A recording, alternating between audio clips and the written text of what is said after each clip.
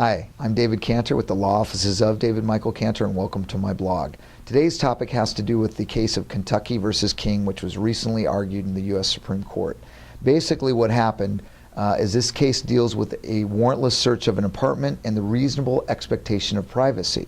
Now, in order to get a warrant, police normally need probable cause. A judge determines that there is probable cause and they issue a warrant. In this case, this involves what's known as exigent circumstances. Obviously, if an officer hears a woman screaming, they can kick the door open and help her. They don't need to wait for a warrant.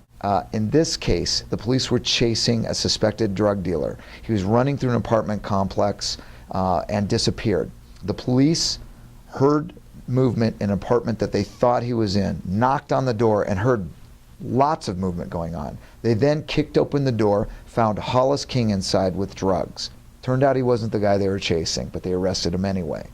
This has now been taken up to the U.S. Supreme Court. And the argument is, wait a second, the police created the exigent circumstance. If they wouldn't have pounded on the door, they wouldn't have heard feverish movement behind the door, which they then said, aha, this must be the guy we're looking for. I think the Supreme Court should rule that this search is illegal and invalid. But that's what I think. Tell me what you think.